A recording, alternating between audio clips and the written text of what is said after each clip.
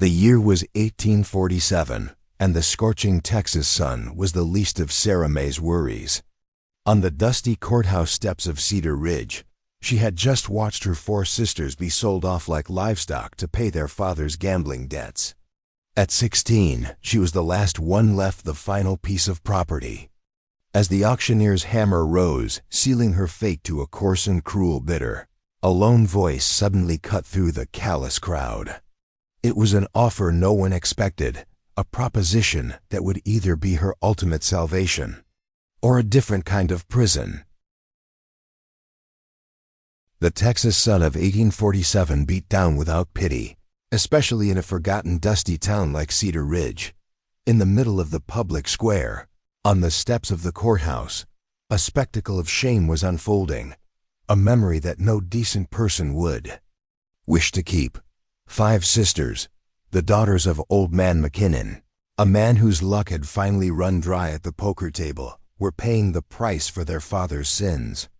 Their dresses were little more than rags, and they stood in silence as the men in the crowd shouted out numbers. The bids were thrown out with the same cruel indifference used for livestock at market. 4 had already been led away. Sarah May had watched in helpless silent horror. Her eldest sister Elizabeth had gone to a gruff rancher. Gentle Mary Catherine was sold to a merchant who inspected her like a bolt of cloth.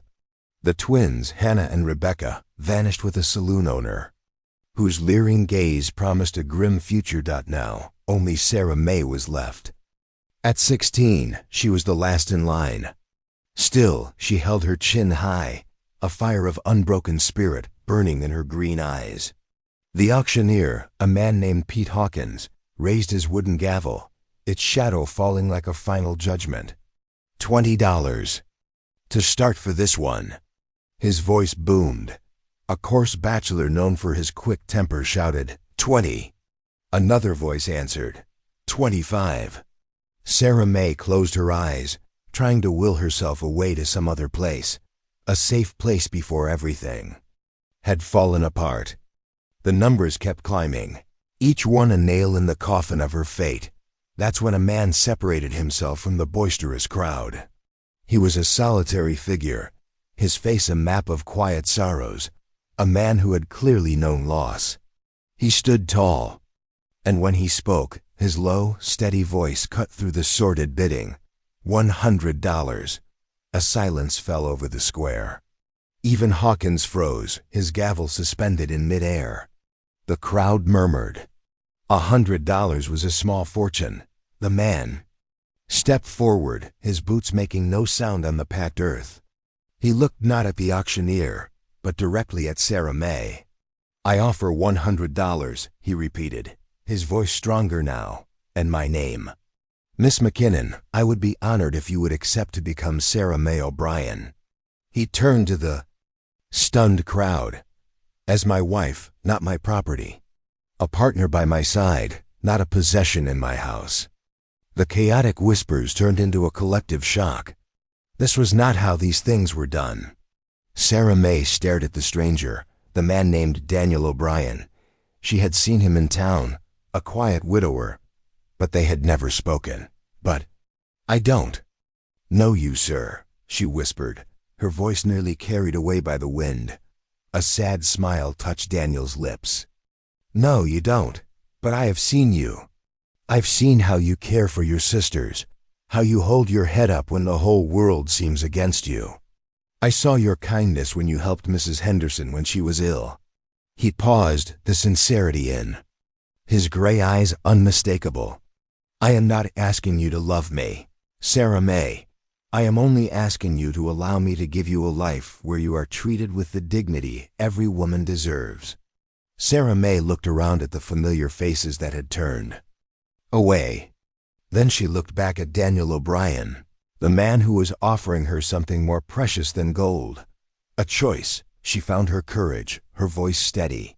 "You will treat me as an equal, Mr. O'Brien, not as something you own. I give you my word," Daniel said solemnly, "as God is my witness." Sarah May took a deep breath, tasting both dust and possibility. "Then yes, Mr. O'Brien, I will take your name." The gavel finally fell. Sold to Mr. Daniel O'Brien, Hawkins declared, but no one was paying him any mind. Daniel was already walking up the steps, extending his hand to Sarah May. It was not the hand of a master, but of an equal. She placed her small hand in his calloused one and felt something she hadn't felt in years' hope. "Reverend Miller," Daniel called to an elderly man in the crowd. "Would you be willing to perform a ceremony right here, right now? I want there to be no question of Mrs. O'Brien's status in this town." And so, on the very steps where she was nearly sold as chattel, Sarah May became a bride. The ceremony was brief, but it sealed a promise, turning a shameful transaction into an honorable beginning. As Daniel helped her onto his horse and they rode away together, Sarah May did not look back. She was riding toward an uncertain future. But for the first time in a long, long time, she was not riding alone. The ride to Daniel's ranch was only a few miles, but to Sarah May, it felt like a lifetime away. She sat behind him on the black stallion, her arms hesitantly around his waist, feeling the steady warmth of the stranger who had pledged to protect her. The Texas wind whipped through her hair, carrying the scent of sagebrush and dry earth, and for the first time in months, it did not taste of fear. Every hoofbeat carried her further from the humiliation of the town square, and closer to something she didn't yet dare to name. His ranch was just as he'd said. It was not a grand place, but it was honest. The small house was built sturdy against the weather, with a shaded porch and clean window panes. A well-tended garden lay behind it, the neat rows of vegetables a testament to a diligent hand. There was an order and a dignity to the place, a sanctuary after the chaos. "Welcome home, Mrs. O'Brien," Daniel said, his voice a little awkward with the new title as he helped her down from the horse. "It's beautiful," Sarah May replied, and she meant it. This was a sanctuary. Daniel showed her the house. Inside it was simple, clean, and functional. A kitchen with a cast-iron stove, a sitting room with a stone fireplace. When they reached the back of the house, he paused before a closed door. A shadow passed over his features. "This room," he began, his voice low, "this was meant for my son. But it's yours now, for as long as you want it." Sarah May could hear the carefully contained pain in his voice. She looked at him not with pity, but with the deep empathy of someone who also knew loss. Softly she asked, "What was his name, sir?" Daniel looked at her, perhaps surprised by her gentle, direct question. "James," he answered quietly, "James Patrick O'Brien." They stood in silence for a moment, two strangers connected by a shared sorrow. That first evening, they sat on the porch as the sun set, painting the western sky in brilliant shades of orange and pink. Daniel had left for her one of his late wife's simple dresses, and after weeks in her own tattered garment, the clean cotton felt like a luxury against her skin. "Tell me about her," Sarah May said, her voice soft in the quiet air. Daniel was quiet for a long moment, looking out at the horizon. When he spoke, his voice was filled with the tenderness of memory. "Her name was Catherine. She had a kinder heart than anyone I've ever known, and a laugh that could make this whole house feel bright. She loved this land." He paused, then turned to Sarah May, his gray eyes sincere in the twilight. "She would have been the first to welcome you. Catherine always said this home was meant for more than just silence." In the weeks that followed, they settled into a steady rhythm. It was a quiet dance of respect. Sarah May took over the housekeeping, and soon the smell of fresh-baked bread and the scent of herbs from the garden filled the air. She had a gentle way with the animals, and her soft humming as she worked brought a sweet music to the house. That had been silent for too long. Daniel, for his part, was a quiet and constant companion. He worked his ranch from sunup to sundown, but Sarah May began to notice small changes. The lines around his eyes seemed to soften. He would sometimes smile when she told him about a jackrabbit she'd seen in the garden, or when she brought in a small bouquet of wildflowers to place on the kitchen table. "It's been a long time since there were flowers in this house," he remarked one evening. They were two people learning the quiet language of coexistence. Her gratitude toward him was slowly transforming into a sincere affection. His sympathy for her plight had grown into an admiration for her spirit. They still kept their distance, still slept in separate rooms, but the invisible wall between them was slowly dissolving with every sunset they watched together. Every meal they shared. The silence in the house was no longer heavy with grief. Instead, it was filled with a growing peace, a fragile truce with the past that was beginning to take root as something like faith in the future. They had found a balance, a new rhythm, not knowing that their peace was about to be tested. The peace they had built was a fragile thing, and it was shattered late one afternoon, about a month after their new life had begun. Daniel was returning from the fields, tired but looking forward to the quiet evening on the porch. But instead of finding Sarah May with a gentle smile, he found her huddled on the porch steps, her shoulders shaking with unspoken sobs. A crumpled letter lay in her lap like an indictment of sorrow. "Sarah May?" he asked, concern instantly replacing his fatigue as he knelt beside her. "What is it?" She looked up, her green eyes now swimming in tears and horror. She held the letter out to him with a trembling hand. "It's from Elizabeth," she choked out. "She found a way to get word to me." Daniel waited patiently as she fought for enough composure to speak. "She says Mary Catherine tried to run away," Sarah May's voice broke. "The merchant caught her and he beat her so badly she can barely walk." She took a shuddering breath, the horror mounting. "And the twins, the saloon owner is making them do things that no decent woman should." A heavy silence fell. But it was not a silence of sadness. It was a still coiled rage. Daniel rose to his feet, and Sarah May could see his jaw tighten, the warmth in his gray eyes replaced by a cold fire. He didn't have to say a word for her to know that her sister's pain was now his. "Where are they?" he asked. His voice was low and dangerous, not directed at her, but at the faceless men who had committed this cruelty. Sarah May looked at him, a desperate, fragile hope flickering in her grief. You mean it? Even though it could be dangerous? Even though they aren't truly your family?" Daniel looked down at her, and for a moment, he was no longer the quiet widower she knew. He was a protector. He reached down and took her hands, pulling her to her feet. "Sarah May," he said, his voice leaving no room for doubt. "Your family became my concern the day you took my hand on those courthouse steps. We will bring them home." There was no hesitation. There was no discussion of cost or risk. There was only a firm decision, born of honor and compassion. The next morning, before the sun had risen, the ranch was not filled with its usual quiet. It was filled with the sounds of preparation. Daniel had saddled their two best horses. Saddlebags were stuffed with food, water, and what little savings he had. He handed Sarah May a heavy coat and a pair of gloves. Their quiet journey of healing was over. Another journey, one of confrontation and rescue, was about to begin.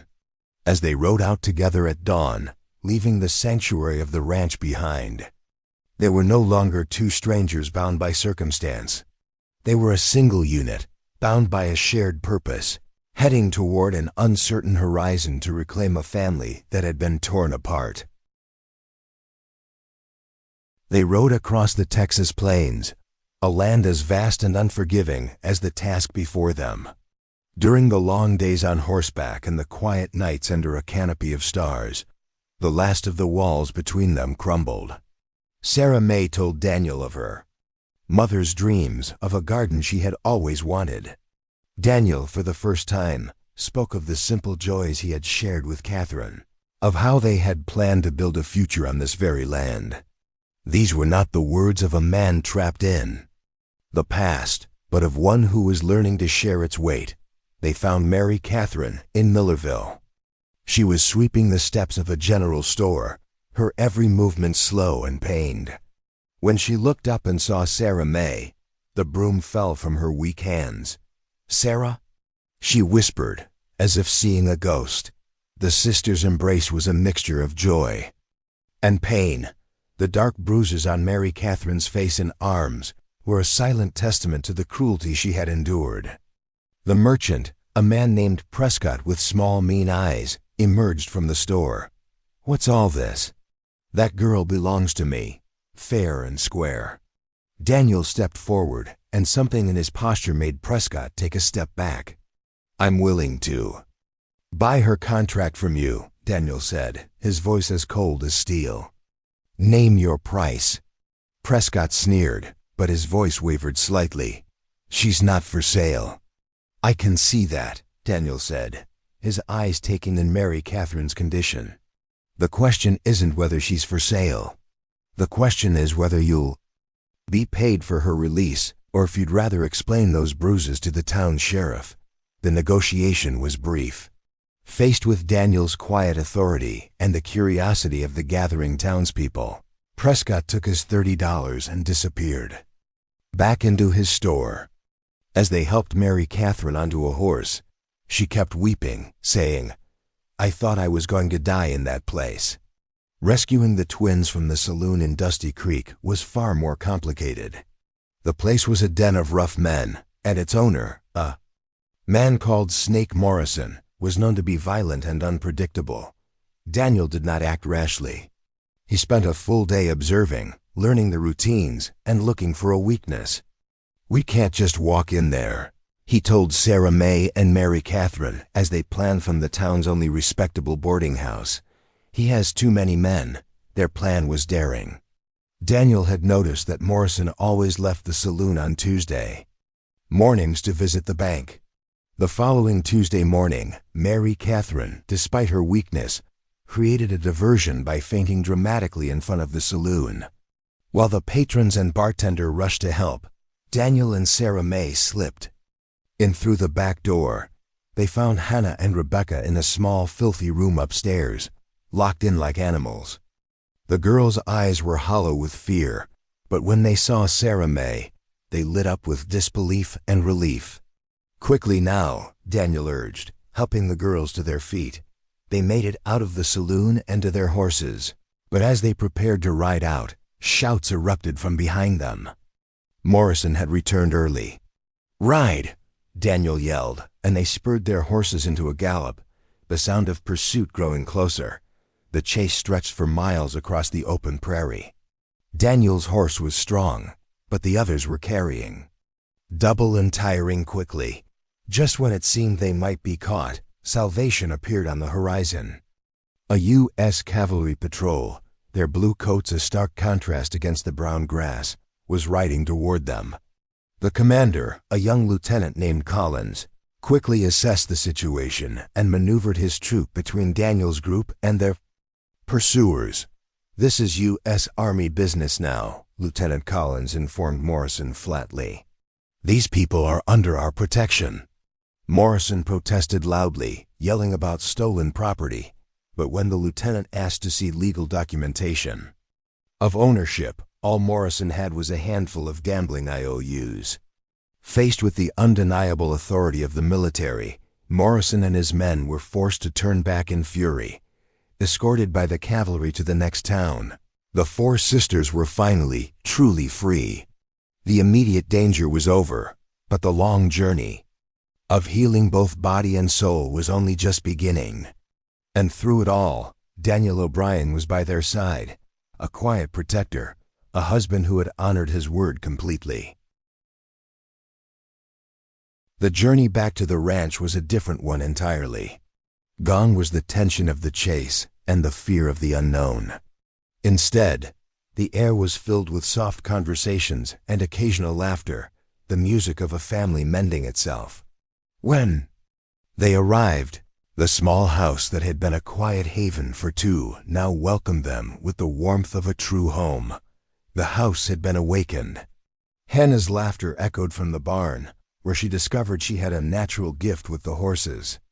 The steady hum of Rebecca's sewing machine could be heard from the sitting room as she mended. old clothes into things new and useful. Mary Catherine, with her nurturing spirit, had taken over the kitchen, and the taste of hearty meals became the centerpiece of each day. The house was no longer silent. It was filled with life. A month later, Elizabeth and her kind husband paid a visit. The reunion of all 5 sisters was a sight of pure joy, happy tears washing away the memory of the desperate ones shed on the courthouse steps. Elizabeth's husband shook Daniel's hand firmly. "I don't know how to thank you," he said, sincere. Gratitude in his eyes. Daniel just nodded, a little embarrassed by the praise. "Just be happy," he replied. "That's thanks enough." As autumn gave way to winter, a new, deeper rhythm formed between Daniel and Sarah May. Their evenings on the porch grew longer, the silence between them now one of comfortable understanding. Sarah May found herself watching for his silhouette returning from the fields each afternoon. Daniel found himself lingering after supper, just to listen to her talk, her voice having become the soundtrack to his life. One evening in late December, as the first snow of the season began to fall, soft white flakes swirling in the still air, Sarah May knew she could not remain silent any longer. "Daniel," she said softly, her voice barely a whisper. He turned to her, his gray eyes attentive in the lantern light. "I need to tell you something." She took a deep breath, her heart pounding against her ribs. "I know how our marriage began, as an arrangement to save my life and give you companionship. But along the way, for me, it's become something more." She looked directly into his eyes, her courage fueled by an affection that had grown too large to hide. "I've grown to care for you, more than gratitude and more than friendship." Daniel was quiet for so long that Sarah May began to fear she had overstepped, that she had mistaken his kindness for something that was not there. But then he reached over and took her hand, his thumb stroking gentle circles on her skin. "Sarah May," he said, his voice rough with emotion, "I started caring for you the day I saw you on those courthouse steps, so brave and defiant in the face of everything. Every day since, that caring has only grown deeper. I didn't want to pressure you, didn't want you to feel obligated to return feelings you might not have." He turned on the swing to face her fully. A smile transformed his weathered features. "And now," he said, "I would very much like to kiss my wife if she is amenable." She was more than amenable. When their lips met, it was a kiss not of fiery passion, but of sweetness and tenderness, an acknowledgement built on a foundation of respect, trust, and sincere affection. It was a kiss that sealed a silent promise. Later that evening, he gave her another ring. It was not the plain, practical gold band he had placed on her finger at the courthouse. This one had belonged to his grandmother, a small emerald surrounded by tiny diamonds. "I want you to have this," he said, slipping it onto her finger beside the wedding band. "Not because you are replacing Catherine in my heart, but because you have found your own place there, a place that is entirely yours." Sarah May looked down at the ring, then up at the man who had become her husband in truth as well as in name. "I love you, Daniel O'Brien," she said, the words now coming easily. "And I love you, Sarah May O'Brien," he replied, pulling her close. "More than I ever thought I could love anyone again." The spring that year came to the O'Brien Ranch bringing not just wildflowers, but the promise of new beginnings. Mary Catherine, who had found love with the very doctor who had healed her wounds, was married in a quiet ceremony in the garden Sarah May had so lovingly tended. Not long after, Hannah and Rebecca stood together in a double wedding, marrying 2 kind ranching brothers who looked at them with admiration. Not ownership. Sarah May, now visibly with child, served as the matron of honor for all her sisters. Her radiant smile and confidence were a living testament to a miraculous transformation. The girl who had trembled on the courthouse steps had become a fulfilled woman, the center of a family built on love and choice. The news of her pregnancy had brought immense joy, though it was tinged with a quiet apprehension. They both remembered the first James, But as autumn turned the leaves to gold, hope vanquished fear. With Dr. Webb attending and Daniel never leaving her side, Sarah May brought forth a healthy son, with his father's gray eyes and his mother's. Determined chin, they named him James Patrick O'Brien. It was not a replacement, but an honor and a continuation. As Daniel held his son for the first time, tears streaming down his face, they were not tears of old grief, but of complete healing. "He's perfect," he whispered, his voice choked with emotion. Sarah May, exhausted but glowing, reached up to touch her husband's face. "We're all perfect," she said. "All of us. Together." The years that followed were kind. The O'Brien Ranch prospered, and their house continued to expand to welcome more children, daughters with Sarah May's green eyes and sons with Daniel's steady disposition. It became the heart of a network of family and friends that stretched across the county. Years later, when young James was old enough to ask his mother for the story of how she and his father met, Sarah May would smile and begin, "Once upon a time, in a dusty town called Cedar Ridge, something wonderful happened, disguised as something terrible." Their legacy was not just in the land they worked or the children they raised. It spread through the community. The courthouse in Cedar Ridge still stood, but it would never again witness such a shameful spectacle. The O'Brien family, in their quiet way, had helped change not just their own story, but the story of their town. The McKinnon sisters, once sold like chattel, all found their own success. They became respected women who helped found a hospital, bred the finest horses, and ran prosperous businesses. And Sarah May became the heart of it all. Sometimes, on quiet evenings when the children were asleep and the ranch was peaceful under the vast Texas sky, she would look at her husband and remember the man who had extended his hand. She would be reminded once again of the power of a single moment, of how an act of courage and kindness could transform a story of shame into a legacy of love. The last daughter left behind had truly been saved, not just by a grieving widower's offer, but by her own courage to take that chance and grow it into love. And in saving herself, she had saved them all.